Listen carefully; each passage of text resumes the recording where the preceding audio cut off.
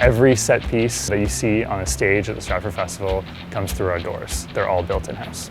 Of the shows that we have in so far, we've seen Spamalot and we've seen Wendy, and both of them are big shows. Spamalot, I grew up watching Monty Python. It's more of an institution for me, so that's really exciting to be working on Spamalot. So the scene shop is comprised of 3 different parts. There's a warehouse, there's the carpentry shop where we do building as well as welding, and then also there's the scenic art department where we do painting, sculpting, and finishing of the set pieces. The Stratford Festival has some technology that has really changed how we build, so we have CNC machines here, 3D printers. So on our way by, we'll just get a look at the CNC machine in action over here. So this machine right now is running a computer program that is cutting out stone. So this is an example of some of the stonework on the drawing that you can see behind the structure. And this saves us a whole bunch of time and people hours. Some of the computer texture is great, but then our scenic artists in the paint shop, they take this from a nice 2-inch blue foam into the stone that you'll see as if the entire set was built out of these stone blocks. So here we are at the scenic art department.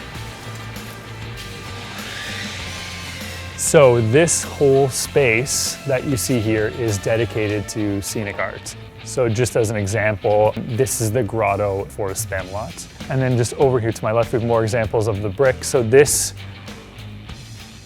is that blue stone that we saw in the carpentry shop. This is a finished piece.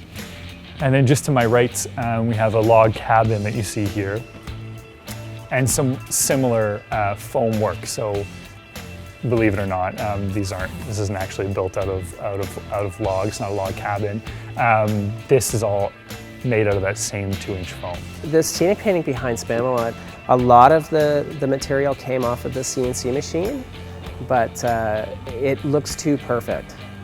So we sort of mess it up with the chainsaw. So we're carving and shaping and sanding away before we start to add texture to the set.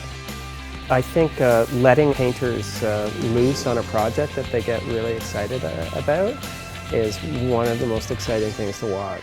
They lose themselves in the projects. The staff that I work with here are incredible.